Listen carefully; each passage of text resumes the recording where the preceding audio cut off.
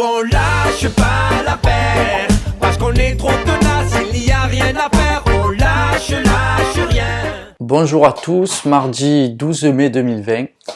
Ce matin a eu lieu notre CSE spécial déconfinement. On est très déçus, d'ailleurs on a voté contre, CGT cadre et employés bien entendu.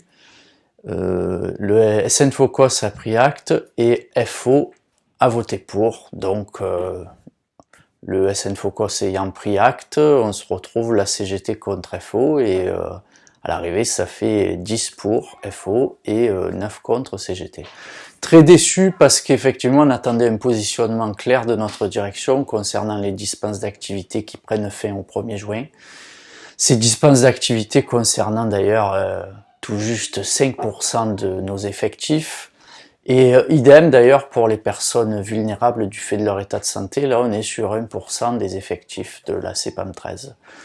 Voilà, donc en gros le discours de la direction c'est à partir du 1er juin, débrouillez-vous. On a même eu un DRH d'ailleurs, notre DRH, qui a dit pour ceux qui pourront pas gérer, qu'ils se rapprochent de leur médecin. Peu curieux quand même. Voilà, on est sur du très très haut niveau. Hein. Parmi les questions qui se posent, bien entendu, les colonies pour les enfants cet été. Parce qu'il y a beaucoup de CSE dans les entreprises ou même des organismes sécu qui ont d'ores et déjà annulé ces colonies. Donc chez nous, on connaît pas encore la position des élus gestionnaires.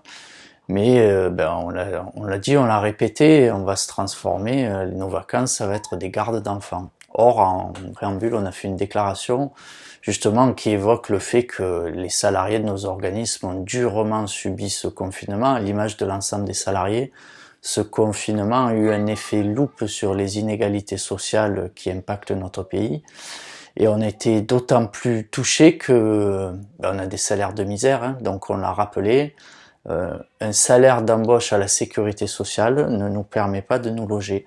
Et quand il nous permet de nous loger, il nous permet de mal nous loger. Donc on a des collègues de travail qui vivent à 3 personnes dans 20 mètres carrés.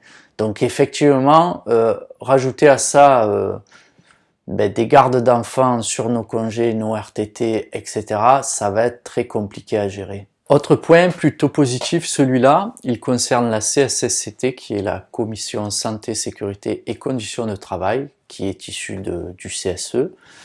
Hier, on vous informait que les réunions auraient lieu tous les 10 jours, contre une fois par mois en temps normal. Donc pour en arriver là, on a pas mal bataillé quand même. Vous vous rappelez que dès le début du confinement, la direction ne voulait pas réunir les instances. Il a fallu faire intervenir l'inspection du travail pour enfin être entendu. Aujourd'hui, on a bataillé près de 3 heures, mais on a réussi à imposer d'avoir un représentant supplémentaire de la CGT donc et des autres organisations syndicales également pour étoffer l'équipe. On a rappelé que notre diversité était gage de qualité et d'un travail sérieux, puisque effectivement, au plus on est nombreux, au plus il y a de remontées du terrain. Dernier point, petit retour sur quelques réponses concrètes de la direction. Concernant les frais télétravail, ils continueront d'être versés, au même titre que les primes de fonction d'ailleurs. Par contre, pour les indemnités kilométriques et les frais de repas pour les personnes qui reprennent sur site, ils ne seront plus versés à compter du 11 mai. Ensuite, la charte de responsabilité individuelle que l'employeur entend faire signer à ses salariés. Bon, c'est quand même assez énorme cette histoire.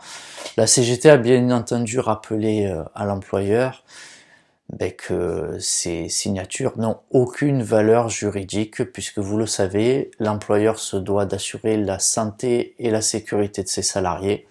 C'est l'article L4121-1 du Code du travail.